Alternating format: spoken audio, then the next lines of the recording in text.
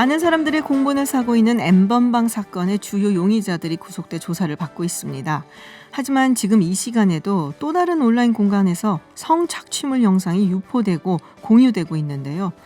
그런데 이 성착취물 영상을 통해 불법 도박이라는 또 다른 덫에 빠지는 사람들도 굉장히 많다고 합니다. 성착취물 영상과 불법 도박 대체 어떤 상관관계를 갖고 있는지 서승희 한국사이버성폭력대응센터 대표 연결해서 이야기 들어보겠습니다. 안녕하세요. 네, 안녕하십니까. 네. 성착취물 영상과 불법 도박 저희가 이전에 이제 서울타임즈 코너에서 잠깐 살펴보긴 했는데요. 이게 이제 그러니까 얼핏 봐서는 그냥 별개의 문제 같거든요. 물론 둘 다 굉장히 나쁜 짓이지만 근데 정확히 어떤 식으로 함께 유기적으로 움직이고 있는지 조금 설명해 주시겠어요?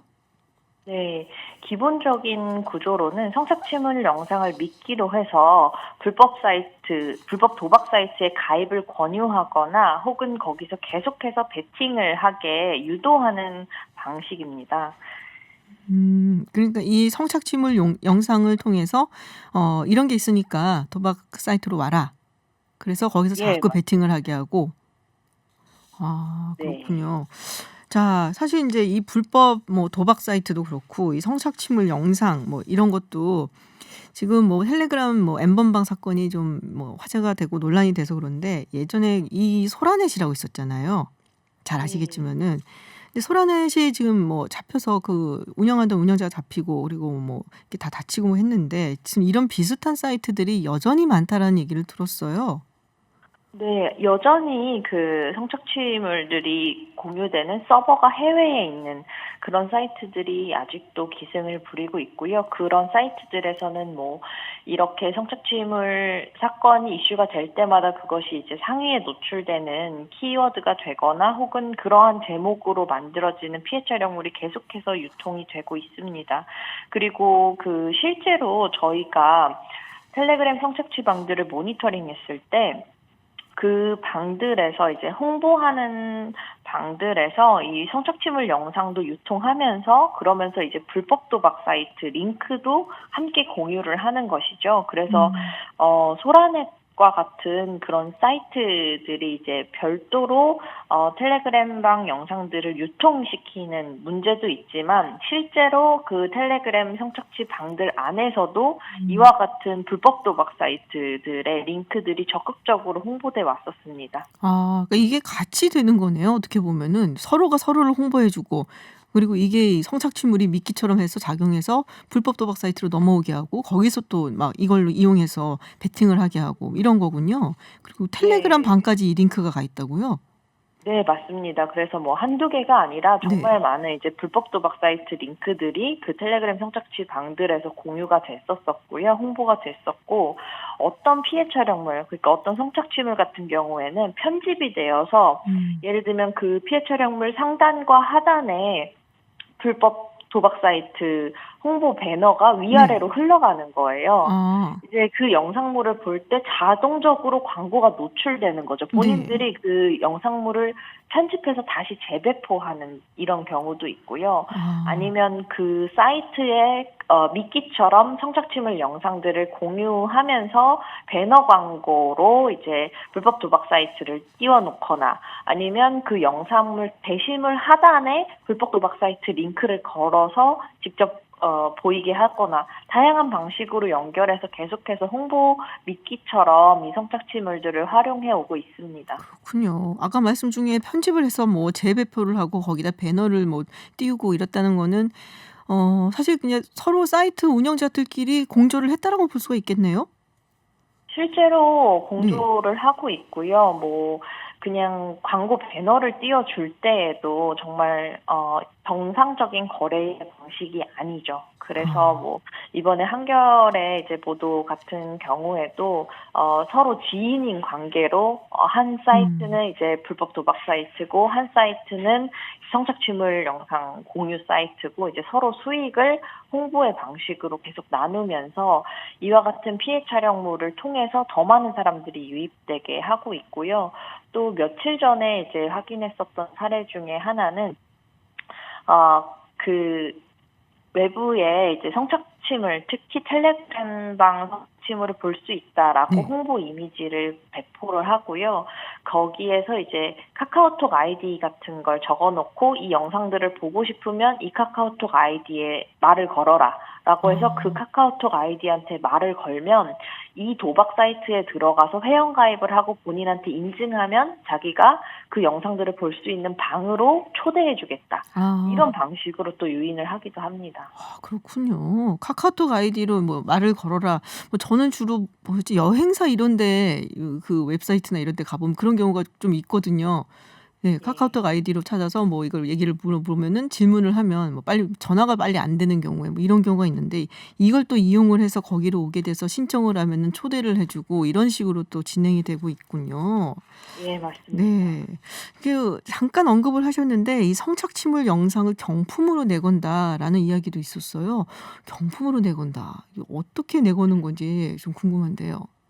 예, 예를 들면 이제 그런 불법 도박 사이트에서 계속해서 이제 이용을 하면서 포인트가 더 많이 쌓이면 그 영상물들을 원래는 시청만 할 수 있다가 다운로드도 할 수 있게 해준다든지 아니면 더 수위가 높은 그와 같은 이제 영상물들이 모여있는 카테고리에 접근할 수 있게 해준다든지 이런 방식으로 이제 경품처럼 이용한다라고 생각해 주시면 될 것 같습니다. 포인트가 더 쌓이는 게 뭔가요? 그런 불법 도박 사이트들을 이용을 많이 하고 아. 고액 유저가 되면 될수록 이제 포인트가 적립되는 거죠. 이용 포인트. 그렇군요. 네. 그거를 이용해서 어떻게 보면 더 많이 사용하게 만들고 더 많이 오게 만들고 돈을 더 많이 쓰게 만든다. 예, 맞습니다. 그렇군요. 자, 근데 엠번방에서 공유됐던 것들도 뭐 다른 데서 지금 많이 또 유통이 되고 있다고 그런 얘기를 들었어요. 참 예, 네. 지금 너무 이것처럼 예. 네, 디지털 성폭력 이슈가 어떤 사건이 주목을 받으면 받을수록 예전에도 이제 버닝썬 사건이 크게 네네. 터졌을 때도 버닝썬 동영상 이런 맞아요. 키워드가 예예. 불법 사이트에서 굉장히 상위권에 노출이 되게 되었고 이번에도 같은 사례입니다. 그렇군요. 그러니까 이게 단순히 이 엠번방으로 드러난 사람들, 이 범인들만 처벌을 한다고 끝나는 게 아니라 너무 많은 사람들이 굉장히 유기적으로 이어져 있네요.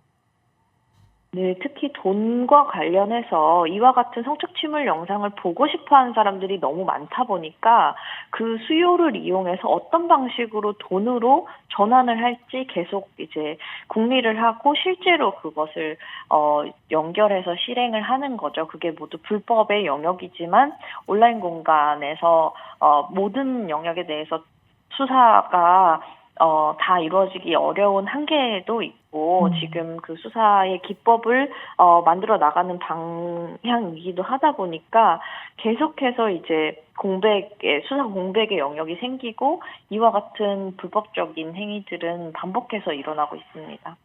이거 어떻게 해결해야 될까요, 대표님?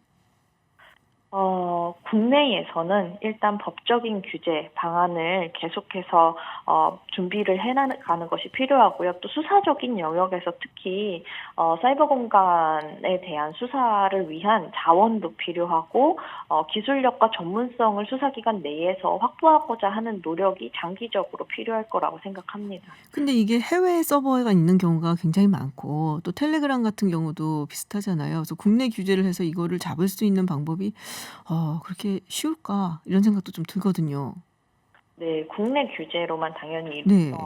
완성되는 것이 아니다 보니까 수사 기법을 이제 개발한다는 것은 해외의 수사 공조, 서버가 해외에 있든 혹은 본사가 해외에 있든 어쨌든 한국에 피해자가 존재하고 또 가해자 또한 그 사이트만 서버를 해외에 두고 있지 실제 가해자는 한국에 있는 경우가 정말 많거든요. 이번에 잡힌 박사도 그렇고 조주빈도 그렇고 그래서 그 서버가 해외에 있는 혹은 이제 본사가 해외에 있는 플랫폼들에 대해서 어떻게 적극적으로 국제수사 공조의 창구 더 만들어낼 것인가 이런 이제 수사적인 과제가 있다고 생각합니다. 결국에는 국제수사 공조가 이루어지는 게 관건인데 지금 요 이야기 마지막으로 제가 여쭤볼게요. 이 엠번방 방지법 여기에 대해서 우리가 이제 단순히 그 동영상을 가지고 있고 뭐 유포하고 그냥 다운만 받아도 뭐 강력하게 처벌을 하는 거로만 생각을 했는데 사실 이런 부분이 있거든요. 인터넷 업계에서 우려하는 부분이 이 사업자가 이용자의 모든 게시물, 그 콘텐츠를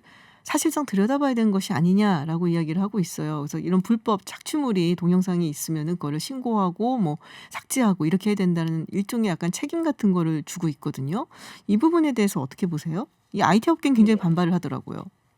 네, 플랫폼마다 다르게 적용되어야 네. 되는 지점이 있는 것 같아요. 그런데 그 중에서도 특히 영상물이 쉽게 공유될 수 있는 방식의 플랫폼에서는 더욱더 어떠한 이제 기본적인 사전 조치가 필요하다고 생각하는데요. 우리가 지금까지의 국가 정책에서는 인터넷 서비스 사업자에 대해서 대부분 지능의 관점으로 정책을 만들어 왔었습니다. 어떻게 하면은 인터넷 사업을 더욱더 확장시키고 발전시킬까의 관점으로 다루어 왔는데, 이제는 안전과 폭력에 대해서 우리가 어떻게 이제 대안을 만들어 나갈 것인가, 이 인터넷 서비스 사업자가 플랫폼에서 발생하는 폭력에 대해서 어떻게 사회적 책임을 다할 것인가, 그것이 이제 일방적인 규제로서 이야기되는 것이 아니라 사회적인 합의 혹은 이제 어떤 새로운 상식의 영역으로서 논의가 되어야 된다고 생각합니다. 네. 지금까지 뭐 성장만을 보고 우리가 인터넷 산업을 키워왔다면 이제는 인터넷 산업 자체의 어떤 사회적 책임 이런 것도 함께 네. 생각할 때가 됐다라는 말씀 같습니다. 네, 대표님 오늘 말씀 고맙습니다. 네, 감사합니다. 네, 지금까지 서승희 한국사이버 성폭력 대응센터 대표와 이야기 나눴습니다.